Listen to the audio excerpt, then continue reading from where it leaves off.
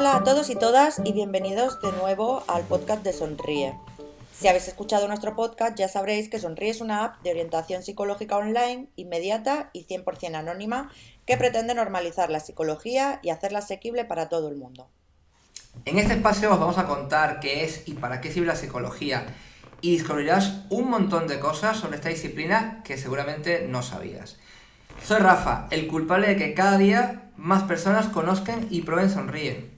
Y yo soy Marina, la psicóloga de los psicólogos, que ellos también necesitan a alguien que los escuche. Así que nada, comenzamos. Caray, yo no sirvo para la vida. No, pero escribes bien. Escribo bien, pero esa es otra historia. Bueno, sé manipular a los personajes Sí, y creas crear tu propio argumentos. universo, sabes hacerlo. Pero eso es mucho más bonito que el mundo real, creo yo. Sí, pero yo no funciono en el mundo real, ¿sabes? Soy un fracaso en la vida. Pues no sé, yo creo que aportas placer a mucha gente. Y Sí, eso es bueno. pero eso también se agota. Mira, en los últimos meses no he sido capaz de sacar una sola idea coherente para escribir, ¿sabes? Pues haz las paces con tus demonios y se acabará tu bloqueo. Caray, ya sé que parece una perogrullada, pero yo solo quiero ser feliz. Estar vivo es ser feliz, te lo digo yo. Hemos escuchado un fragmento de la película Desmontando a Harry, de Woody Allen, uno de los grandes representantes de la ansiedad en el cine. Quizás en el ámbito de la psicología la ansiedad es uno de los conceptos más extendidos, pero esto no es una casualidad. Os voy a dar datos para que entendamos la envergadura del problema. Ya en el 2013, el término crisis de ansiedad fue uno de los más consultados por los internautas en Google, muy por encima de la crisis económica. Se calcula que más de un 20% de las personas sufren una crisis de ansiedad en algún momento de su vida, y son las personas con edades comprendidas entre los 18 y 34 años los que presentan cifras de prevalencia de trastornos de ansiedad más elevados, que por ejemplo las personas de tercera edad. Los trastornos de ansiedad son altamente tratables, pero solo el 36,9% de los que sufren reciben tratamiento. Si la ansiedad no es tratada, puede derivar en patologías como la depresión, fobias o una ansiedad cronificada. Según la OMS, para el año 2020, la depresión y la ansiedad serán los principales motivos de baja laboral a nivel global. Pero, ¿qué es esto de la ansiedad? ¿Por qué nos pasa? ¿Qué podemos hacer para evitarla? Muy bien, hoy tenemos a Valeska Clavel que nos va a aclarar todo lo que queremos saber sobre la ansiedad. Valeska Clavel es psicóloga especialista en el manejo de ansiedad, estrés y emociones. Graduada en psicología en Venezuela y con formación en terapia de activación emocional, EIT, lleva más de 9 años ejerciendo la psicoterapia y más de 6 en terapia online. Actualmente colabora como psicóloga en Sonríe.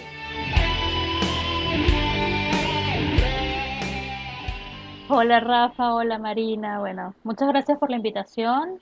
Para mí es un placer estar acá con ustedes y bueno, formar parte de esta dinámica de podcast aquí en Sonríe. Y bueno, a ver, la pregunta, ¿no? La pregunta de qué es la ansiedad. Bueno, la ansiedad simplemente es una emoción que todos experimentamos ante una situación de incertidumbre y amenaza y prepara a la persona, nos prepara a nosotros para poder enfrentarnos a escenarios donde puede existir un posible resultado negativo. Eso es básicamente la ansiedad. Es un sistema de alerta que nos indica a nuestro organismo cuando algo es amenazante, cuando algo nos puede afectar negativamente, cuando podemos perder algo o también cuando queremos ganar algo. Entonces, básicamente se resume de esa manera. Si hablamos de la ansiedad como elemento natural propio de nuestro organismo y que todos nosotros los humanos tenemos. O sea que a priori la ansiedad realmente es una emoción no solo que no es patológica, sino que tiene una propiedad adaptativa o la tuvo en su momento. Lo es, lo es. La función de la ansiedad es advertir a nuestro organismo y activarlo para movilizarlo, ya sea para enfrentarnos a una situación o para salir airiosos de ella, ¿no? De eso se trata la ansiedad, nos prepara. O sea que básicamente podemos decir que todos nosotros podemos llegar a un momento a sentir esa ansiedad, ¿no? Porque es algo propio de nosotros y que está siempre presente, esperando que surja esta situación, ¿no? Y que se active. Sí, la ansiedad es adaptativa y es buena. El problema viene cuando se convierte en patológica, que eso lo hablaremos ahora más adelante. Pero la ansiedad es buena y es adaptativo en los grados regulares que todos tenemos. Yo he dicho que, bueno, si tú quieres dejar de sentir ansiedad en esta vida y tu aspiración es llegar al 0% de ansiedad, tienes las aspiraciones de un muerto, de una Imagínate. persona que está bajo la tumba, porque no hay otra manera. La ansiedad es Vale, una emoción que va a estar con nosotros hasta el día que nos muramos, exactamente. Vale, es bueno saberlo, es bueno para estar preparados, ¿no? para estar preparados. Hay que ser amigos de la ansiedad. Mira, ¿Cómo? el primer punto es aceptar que la ansiedad va a estar con nosotros y que forma parte de nuestra vida y que en ocasiones nos va a ayudar. Pero claro, aquí ya vamos a irnos a cuál es el problema cuando la ansiedad se convierte en una emoción negativa o en una patología que nos interfiere en nuestra vida. Sí, tal cual, tal cual. Eh, el problema viene cuando la ansiedad se manifiesta en un grado demasiado intenso y con gran frecuencia. Y entonces es allí cuando, lejos de ayudar a adaptarnos, que es el objetivo principal de la ansiedad, nos bloquea y nos lleva a un resultado peor del que deseamos. Y allí es cuando se puede comprometer nuestra salud física y nuestra salud mental. Y ahí es cuando gran parte de las personas acuden a terapia. ¿Por qué pasamos de una ansiedad normal a una ansiedad patológica? Esto te lo voy a comentar ahorita a través de tres factores que influyen en que se genere la ansiedad patológica. Pero una de las cosas principales para poder identificar una ansiedad patológica es que se mide a través de dos parámetros. Se mide en el grado de sufrimiento que tiene la persona y la incapacidad que genera.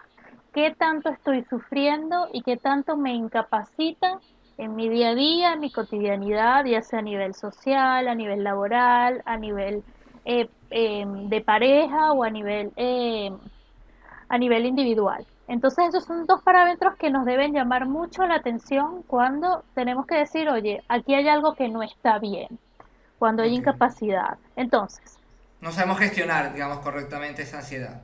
exacto, cuando hay sufrimiento y cuando hay incapacidad. Incapacidad Vale. se refiere, por ejemplo, que dejo de salir o tengo problemas para dormir o empiezo a evitar sitios que regularmente visitaba o rumeo continuamente. Ayer podemos decir que hay una incapacidad que bueno, que nos está frustrando la vida, ¿no? Y te voy a comentar cuáles son, así muy general, para que lo pueda visualizar también la gente que nos escucha, es los tres factores que pueden influir en que una persona desarrolle una ansiedad patológica. ¿Okay? La primera son los factores predisposicionales. ¿Qué significa predisposicionales? Se refiere a variables biológicas, hereditarias, que hacen más probable que una persona desarrolle alteraciones de ansiedad si se ve expuesto a situaciones capaces de activarla. Es Ok. decir, hay factores genéticos, predisposición genética, si tienes historia familiar de personas que presenten una ansiedad de estas características, ¿no? Ujú. Estos factores predisposicionales no son la ansiedad, ni tampoco condenan a padecerla. No porque tú tengas una historia familiar de personas con ansiedad implica que tú vas a ser ya un ansioso a nivel de patología. Ok. Simplemente son factores de vulnerabilidad. Es decir, Vale. hay personas que cuentan con un sistema de alerta más sensible Ok. y más complejo de desactivar una vez disparado, por ejemplo, una situación. Los segundos se llaman los factores activadores. ¿Qué se refiere a activadores? Son hechos, situaciones, circunstancias que son capaces de activar el sistema de alerta. Prácticamente, o en resumen, implica el contexto en donde tú te encuentres inmerso, en donde tú estés y cuál sea el entorno en el que tú estás envuelto. porque la ansiedad está muy relacionada con la percepción de amenaza. Por lo tanto, lo que es la amenaza y la naturaleza. O sea, si tú te encuentras en un entorno amenazante o en un entorno con gran tensión o en un entorno con un continuo conflicto o con relaciones tóxicas o disfuncionales, todo eso puede influir en que una persona se active ese sistema de alerta con más rapidez eh, y con más facilidad, ¿no? Y podemos decir que la ansiedad procede de dos tipos grandes de problemas, podríamos decir. Generalmente pueden ser problemas en donde las personas se obstaculizan o se entorpecen frente a planes o situaciones que quieren alcanzar. Por ejemplo, Ujú. quiero superar un examen para acceder a un puesto de trabajo. La Sí, ansiedad ocurre porque tengo miedo, ¿no? O de bloquearme, de obstaculizarme, porque yo quiero alcanzar una meta, ¿no? Y por el otro lado, también existe la ansiedad cuando tenemos algo, alcanzamos algo y tenemos miedo de que se deteriore o que se problematice. Por ejemplo, ya te digo, como la pérdida de un trabajo o la pérdida de una salud física. Entonces podríamos decir que esos son como los dos elementos más importantes que pueden definir cómo la ansiedad se manifiesta. Si quiero alcanzar algo y tengo miedo de ujú. obtenerlo, ¿no? De que no lo alcance, o que si tengo algo y tengo miedo a perderlo. A perderlo. Sí, Hay sí. un último factor que también es determinante, que se llama el factor de mantenimiento. ¿Qué implica el mantenimiento? Es decir, bueno, la ansiedad llega, es cómo se sostiene. Es decir, Ujú. podemos hacer de que llegue la ansiedad y podamos resolverla. Y hay otra que implica que se mantenga. Y allí O es sea, cuando que no se podemos desactive decir la alarma, ¿no? Que no se desactiva la alarma. La que la alarma... alarma no se desactive. Una de las cosas es que una vez que la ansiedad se manifiesta como un problema, tiene ciertas probabilidades de incrementarse, ¿no? Y cuando aparece debido a los factores activadores y en gran o poca medida por los factores predisposicionales, entonces, y es excesiva y es sostenida a lo largo del tiempo, podríamos decir que estamos entrando en una ansiedad patológica. Y Vale. ese sería el motivo por el cual, bueno, hay que acudir a terapia, hay que ver si cómo influye tu nivel de salud, cómo está fluyendo a nivel mental tu día a día y, de nuevo, cuál es tu nivel de sufrimiento y cómo paraliza tu vida, que son los dos grandes elementos de alerta que hay que tomar en cuenta cuando sentimos, porque muchas veces estamos en automático, no nos damos cuenta que estamos en alarma. Y Valesca, ¿cómo puedo distinguir que tengo ansiedad y a lo mejor no otras emociones? ¿Cómo yo sé que tengo ansiedad? ¿Cómo sé si es y no ansiedad otra o emoción, ¿no? estrés o Eso. miedo o Exactamente. depresión, ¿no? Que esa es una gran confusión que se suele tener. Por ejemplo, con el estrés. ¿Qué es la ansiedad y qué es el estrés? ¿Cómo se diferencian? Bueno, la ansiedad en realidad es un síntoma del estrés. Hay mucha confusión en ambos fenómenos porque los hacen similares muchas veces porque aparecen juntos. Pero en realidad una situación muy estresante puede provocar ansiedad Ok. como uno de sus síntomas. Pero también el estrés puede provocar otros síntomas como depresión o dolores de cabeza. Es un síntoma de la ansiedad. No es, Vale. no es el estrés puede generar ansiedad. Por otro lado, el miedo. ¿Cómo sabemos que siento miedo o ansiedad? Que eso es algo muy común de Sonríe. Me hace mucho esa pregunta así, que la gente Ujú. siente miedo cuando en realidad es ansiedad. ¿Qué se diferencia? Bueno, el miedo está provocado por estímulos peligrosos que nos Vale. hacen temer por nuestra vida. La ansiedad se produce ante una situación que supone una amenaza, pero para nuestros intereses o Claro. nuestra imagen social. Por ejemplo, no es lo mismo sentir miedo ante un toro que ante Claro. el hecho de tener que hablar en público. Claro, miedo, o sea, si tú sientes miedo ante un toro es una reacción completamente natural. Lo raro sería De en todo caso, supervivencia, claro, de Sí, supervivencia pura y sería dura. que no sintieses miedo, ¿no? O sea, claro. ahí entonces tendríamos que ir a terapia, pero por otro problema completamente diferente. Y qué Correcto. bueno, te estás exponiendo a situaciones riesgosas, ¿no?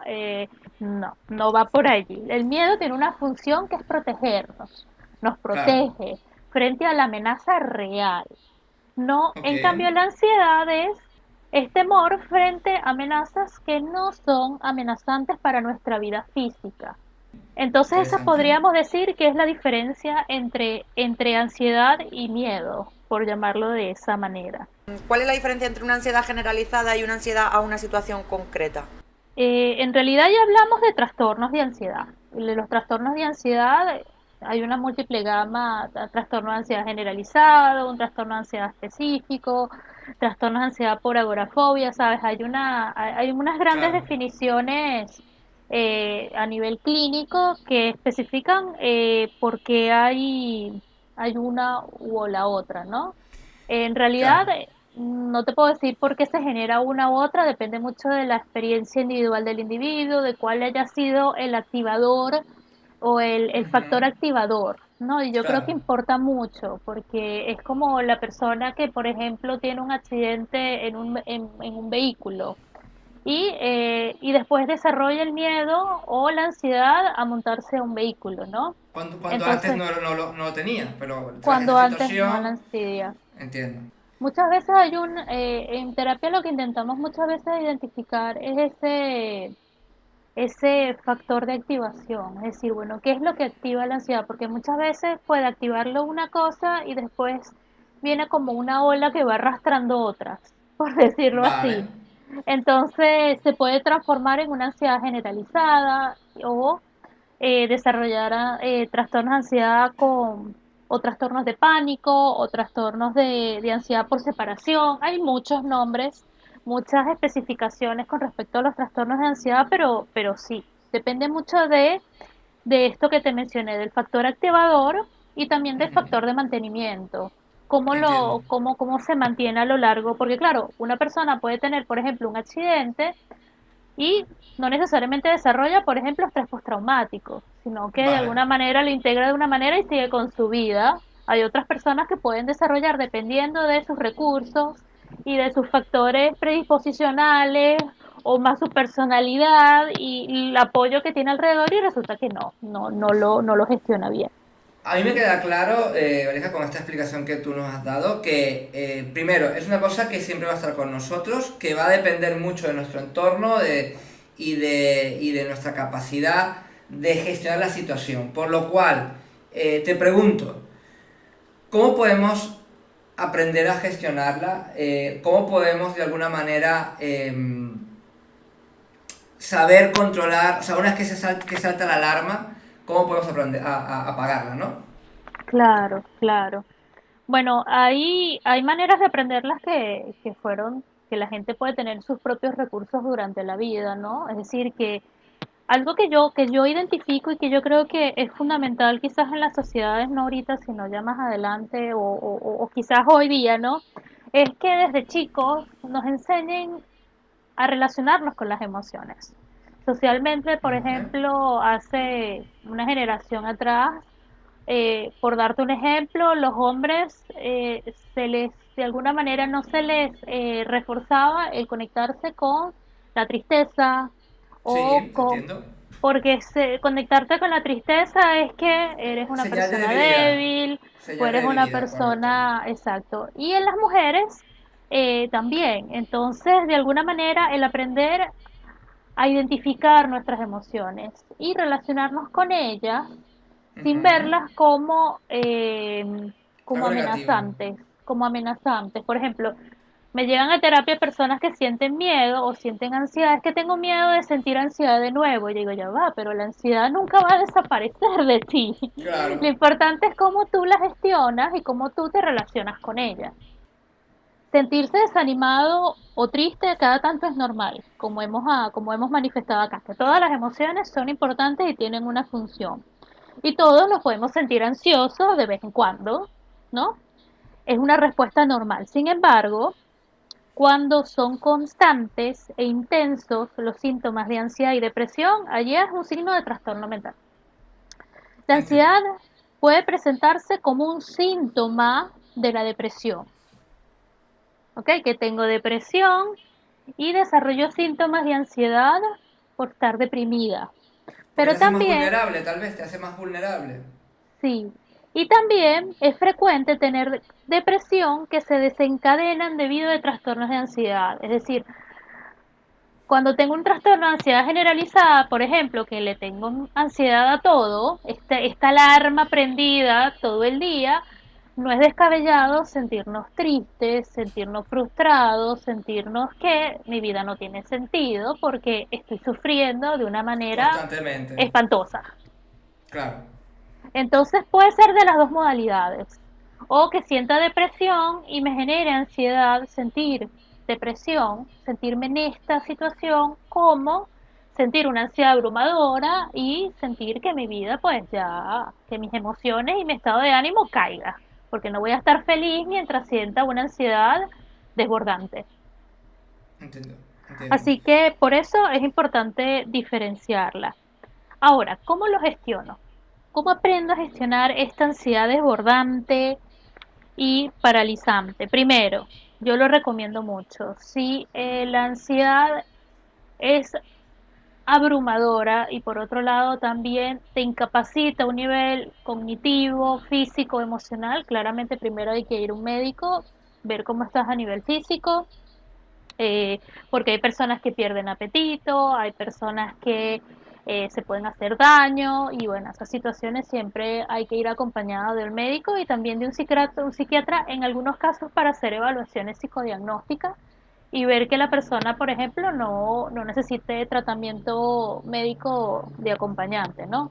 Porque a veces en psicoterapia, ¿qué ocurre? Si una persona tiene una alarma súper prendida, en terapia no va a prestarle atención a muy poco lo que le quiera ayudar, ¿no? O no va a poder comprender de lleno lo que estamos trabajando. Así que si sucede ese tipo de casos, yo siempre suelo recomendar ir a un psiquiatra y ver si necesita acompañamiento médico o de medicación, ¿no? O también Sí. ansiolíticos para reducir los síntomas de alarma física que están presentes. Muchas veces hay esa ayuda médica y en paralelo es muy importante hacer el tratamiento psicológico. ¿Por qué? Porque el tratamiento psicológico te da las herramientas para que tú eventualmente puedas afrontar las situaciones cuando ya no tengas la medicación y poder tener recursos. Entonces, si tomamos la medicación y no hacemos tratamiento en paralelo, cuando termine, o pueden ocurrir dos cosas, o me vuelvo dependiente de la medicación, o cuando termine la medicación, vuelvo otra vez a recaer. Entonces, por eso es muy importante la terapia. ¿Qué podemos hacer cuando sentimos esta ansiedad abrumadora? Algo que recomiendo mucho, bueno, es aprender a hacer una respiración diafragmática, ¿no? Porque tiene que ver con cuando estoy ya en alerta. Si tengo esa alerta y estoy a punto de entrar en un ataque de pánico, ¿qué puedo hacer en ese momento? En ese Ok. momento, que alguien te hable No es la realmente mejor no opción. ayuda, no ayuda, no ayuda, no ayuda. Porque la gente no está en la cabeza, la gente está en la cabeza. Entonces, si tú le hablas es como que ruido, ruido, ruido, ruido. Tranquila, todo va a estar bien. No te está escuchando. Créeme que Claro. no te está escuchando. Así que en ese caso lo mejor es, bueno, yo doy el ejemplo de ponerte una mano en el pecho y la otra sobre el estómago y llevar el aire hacia la parte baja de los pulmones sin mover el pecho. Tomas aire lentamente, lo llevas hacia abajo para que lo sientas en la panza, en el estómago y la barriga sin mover el pecho. La idea es tomar aire contando hasta 5, Ujú. retenerlo durante 3 y soltarlo durante 5 segundos. Ok. El estado de ansiedad en su forma más aguda, de pánico, ¿no? Está Sí. asociada con la hiperventilación. Entiendo. Al reducir las sensaciones producidas por la hiperventilación, disminuyen los síntomas de pánico. Perfecto. O sea, una herramienta de uso inmediato, ¿no? Una herramienta que puede ser utilizada por cualquier persona. Muy Sí, interesante. con unas pequeñas respiraciones aceleradas nos hiperventilamos. ¿Y qué sucede cuando nos hiperventilamos? tenemos sobreoxigenado nuestro cerebro, nos mareamos, sentimos náusea o podemos sentir borrosa nuestra vista. Entonces, bueno, lo primero que hay que descartar es lo físico. Y es decir, bueno, enfocarnos en la respiración diafragmática, que es la más importante para poder reducir, sobre todo, poniendo un ejemplo, estoy en un avión, el avión va a despegar, le tengo miedo a los aviones, no me puedo ir, no puedo salir de donde estoy, ¿no? Entonces, Claro. ¿qué hago? Bueno, respiración diafragmática. Y créeme que los ataques de pánico no duran más que unos segundos. Así como llegan, se van. Y eso es algo que nosotros tratamos de enseñar mucho en terapia. El proceso de que no tienen a permanecer a lo largo del tiempo y que tampoco los ataques de pánico suelen ser enemigos para nosotros, por decirlo así. Yo he dicho que las personas que sufren ataques de pánico suelen ser personas que muchas veces eh, re- suelen ser muy fuertes y suelen aguantar mucho o se suelen cargar mucho, no liberan la tensión. Y Exacto. cuando llega el ataque de pánico es nuestro organismo diciéndonos, oye, tenemos que liberar tensión, tenemos que liberar tensión. Ah, ¿no me vas a ayudar? Bueno, lo lamento mucho, pero lo vamos a soltar como puedo. Es la válvula de emergencia, digamos, ¿no? Cuando llegas ya a un punto crítico de retener toda esta presión, entiendo Sí, que esa válvula está para protegerte. Es interesante porque, claro, la visión que tiene uno como paciente, digamos, es que toda la ansiedad, lo que comentas del ataque de pánico, son cosas negativas, cuando realmente, si las miras con retrospectivas o de otras perspectivas, son cosas positivas que nos permiten evitar males mayores al final. claramente los ataques de pánico suelen ser, bueno, las descripciones son que me voy a morir, es una sensación de que me estoy muriendo, de una pérdida completa de control, o sea, es una experiencia muy desagradable. El asunto es que suele ser reguladora. El ataque de pánico Ujú. regula un sistema desbalanceado. Y si tú le preguntas a las personas, y yo se lo suelo preguntar a mis clientes cuando sienten un ataque de pánico, ¿cómo es el después? ¿Cómo se Exacto, eso te iba a sienten preguntar. luego? ¿Cómo se sienten luego de que se va Que de que terminó termina el el ataque de episodio. pánico? Y Exacto. la mayoría te recomiendan me siento mejor, me Vale. siento más relajado. Obviamente aquí a niveles regulares. Hay niveles de patologías donde hay ataques de pánico recurrentes, donde ese sistema de alerta no se apaga, pero bueno, esos son ya casos clínicos. Pero la mayoría de las personas usualmente suelen manifestar uno o dos ataques de pánico en su vida, por lo Ok. menos. Entonces, Ujú. sin tener necesariamente tener algún trastorno de ansiedad.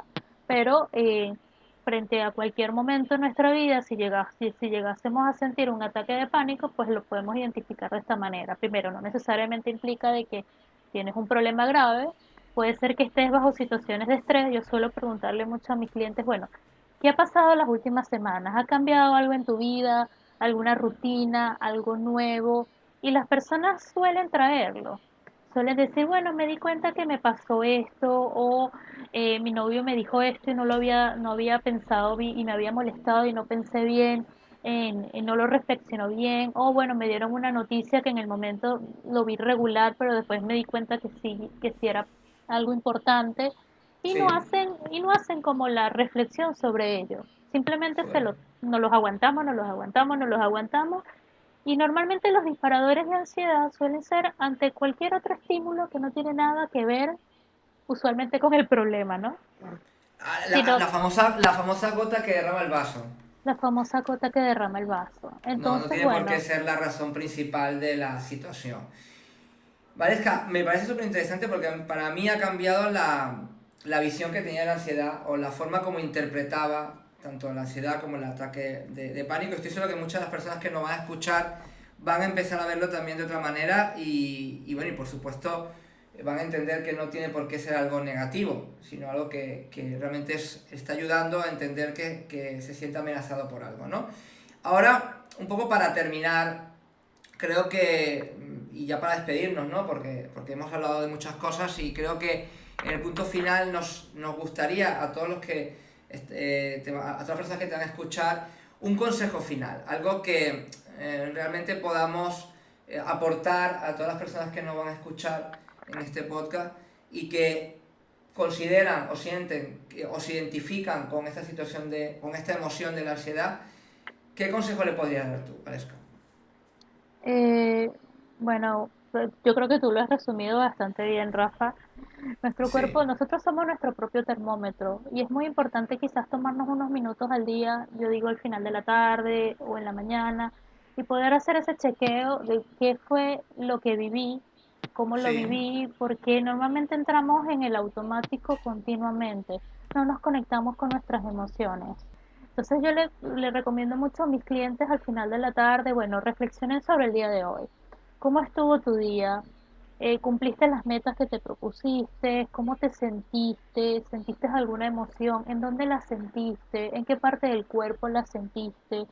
Eh, ¿Hubo algún pensamiento asociado en ese momento? Como para poder identificar sus emociones. La idea es empezar a claro. identificar lo que sentimos. No, este análisis diario es como una herramienta para evitar que se acumule, ¿correcto? Sí, sí.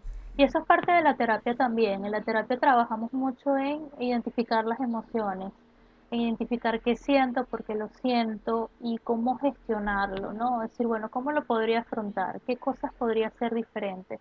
Muchas veces la ansiedad está asociada con los pensamientos, pensamientos catastróficos, pensamientos exagerados y pensamientos muy negativos. Lo importante es reconocer que ese miedo no es real, sino Sí. que aprender a gestionarlas y entender de que así como llega la ansiedad, tiene un inicio, un desarrollo y un final. Porque los miedos catastróficos no suelen ocurrir.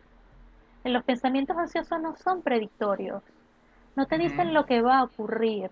Lo único que te van a No. decir es cómo sentirte en el momento en que llegan a tu mente. Entonces, si pienso en catástrofe, me voy a sentir en catástrofe. La Claro. mayoría de las personas ansiosas se sienten ansiosas antes del evento y la pasan mal. Pero durante el evento normalmente saben surfear la ola, ¿no? Y dicen, ay, no, no Mm. fue tan malo como me lo imaginé. Entonces, bueno, eso es algo que solemos trabajar. Y bueno, una de las cosas que podría recomendar ya para la despedida al final es que yo digo que no vienen a terapia las personas que tienen problemas, todos tenemos problemas. Vienen a terapia las personas que quieren resolver esos problemas. Como cuando vamos al odontólogo porque nos duele una muela, vamos a terapia cuando sentimos que, bueno, necesito ayuda en aprender a resolver esto porque no lo veo. En realidad cualquier persona puede ir a terapia y ahorrarse una cantidad de tiempo en resolver un problema que quizás le tomaría meses y hacerlo en 3 o 4 sesiones. Y yo creo que eso también es muy importante verlo como un recurso de apoyo y yo creo que, pues, que sonríe es una gran herramienta, sobre todo para personas que no tienen disponibilidad de poder ir a una terapia física o que en el momento se les ocurre o porque hay personas que en el momento se dan cuenta que quieren ayuda, pero hacer todo ese proceso posterior de llamar a la terapia, de esperar la cita, de esperar que te llamen, esa previa, ¿no? Sobre todo en la ansiedad, que la ansiedad es horrible la previa. Entonces, bueno, sonríe es un gran recurso. Porque los psicólogos también son humanos, hacen cosas de humanos.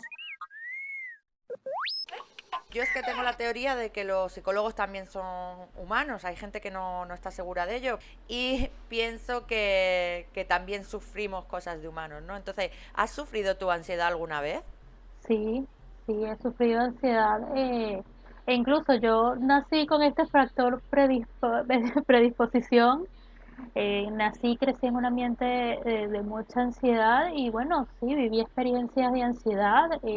También fui a terapia, también fui a hacerme mis tratamientos y de alguna manera pude conectarme y pude sanar de alguna manera conectándome también con estas herramientas.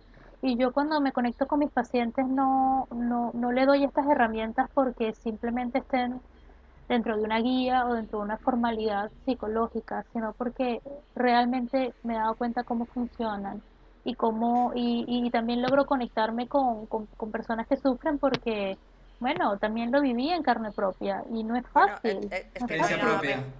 Claro, no hay nada mejor que haber puesto en práctica en ti mismo las técnicas para saber si funcionan o no funcionan. Sí, todos somos humanos.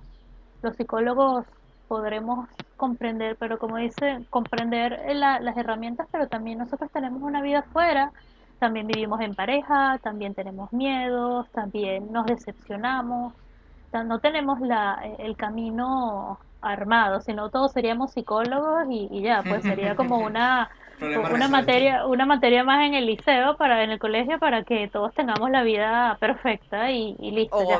O gobernaríamos el mundo, ¿no? Porque si los Gobernaría. Sí, sí puedo si leer la los mente, si puedo claro, leer la mente o analizar a las personas simplemente con verlas, pues ya dominaría. seríamos superhéroes. Los psicólogos seríamos políticos y ya, dominaríamos el mundo, pero no es así.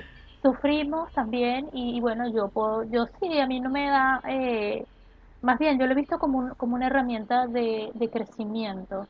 Para mí haber vivido estas experiencias ha sido un crecimiento y yo creo que la diferencia, y te hago esto como resumen para finalizar.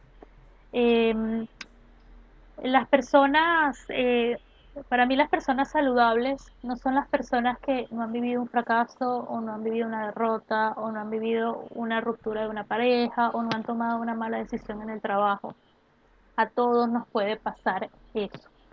Una persona saludable es aquella que ve las experiencias como aprendizajes y como crecimiento, es decir, bueno, que puedo aprender de esta experiencia y no como una derrota o un fracaso. Y eso es lo que hace la diferencia. O sea que lo Todo, importante, Valesca, finalmente es ocurrirnos cosas, nos van a ocurrir durante todo el tiempo, es parte inevitable de la propia existencia, ¿no? sí. Pero cómo enfrentarnos a ello y qué herramientas sacamos de conclusión cuando nos enfrentamos a una situación negativa, por denominarlo de alguna manera, es lo que va a condicionar que luego seamos personas saludables en el futuro, ¿no?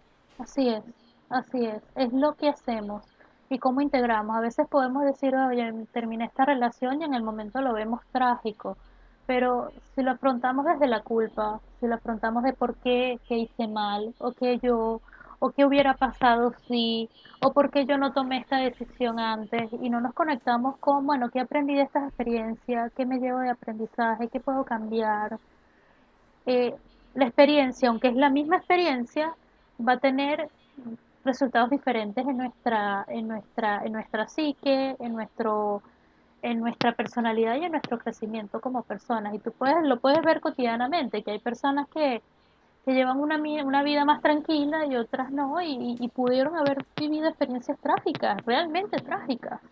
Pero lo que hace la diferencia es cómo lo gestionas. Y yo creo que esa es la clave. Pues la verdad que, Valesca, creo que tras este detallado tip y consejo final, creo que todos nuestros escuchas y yo particularmente vamos a tener un concepto muy distinto de lo que teníamos hasta ahora de lo que era la ansiedad. Te doy las gracias en nombre de ellos y en nombre de todo el equipo de Sonríe por haber estado hoy con nosotros y haber compartido pues, toda esta información y haber aclarado tantas dudas. No nos queda más que despedirnos, lamentablemente, porque sé que podemos estar aquí horas hablando de este tema y compartiendo casos, experiencias para aportar. Pero lamentablemente el tiempo se nos acaba, así que no nos queda más que despedirnos por esta semana y la que viene seguiremos. Y mientras tanto, ya sabéis, sonríe. Bien.